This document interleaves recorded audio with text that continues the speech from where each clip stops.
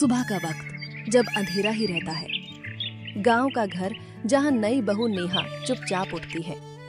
शादी के बाद जब एक लड़की ससुराल आती है तो उसका दिन सूरज से पहले शुरू हो जाता है, क्योंकि यहाँ नींद नहीं जिम्मेदारियां जगाती हैं। नेहा, इतनी सुबह कौन उठता है मायके में? मायके में अलग था माँ जी, यहाँ आदत बन जाती है। नाश्ते की थाली रखी जाती है। पराठे जरा मोटे रह गए हैं। कल से पतले बना दूंगी माँ जी। कल परसों, नई बहू का कल कभी खत्म ही नहीं होता। नेहा चुप हो जाती है। कुछ बातें सीधे नहीं कही जाती, लेकिन दिल में चुप जरूर जाती हैं। तभी पड़ोसन आती है। नई बहू है, थक जाती होगी। हम भी थकते थे, पर काम रुकता नहीं था। रसोई में खड़ी नेहा सब सुन लेती है। नेहा आंगन में कपड़े सुखा रही है। भीड़ के बीच रहकर भी कभी कभी इंसान बिल्कुल अकेला हो जाता है। नेहा कोने में अपनी माँ से फोन पर बात करती है।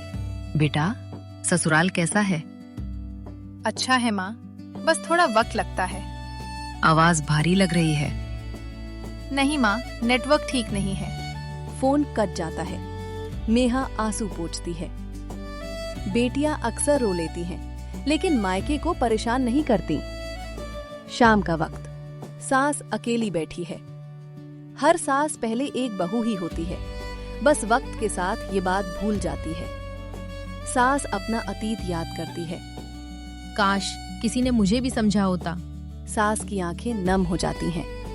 गांव की महिलाएं बातें कर रही हैं। बहू तो सीधी सादी लगती है। सीधी लकड़ी ही सबसे पहले टूटती है। नेहा दूर से सुन लेती है। रात का खाना थोड़ा देर से बनता है।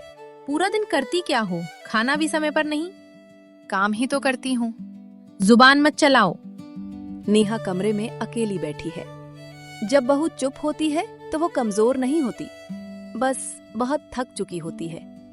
आंसू गिरते हैं। फिर अगली सुबह। आज फिर गलती हो गई। माँ जी, हर बार गलती मेरी ही नहीं होती। घर में सन्नाटा। मैं मायके से इज्जत लेकर आई हूँ, डर लेकर नहीं। घर बसाने आई हूँ, तोड़ने नहीं।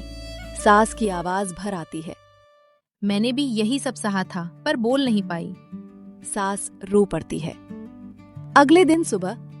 आज रसोई हम संभाल लेंगे। नेहा हैरान हो जाती है। दोनों साथ बैठकर चाय पीती हैं। ससुराल तब घर बनता है जब सास माँ बन जाए और बहू बेटी।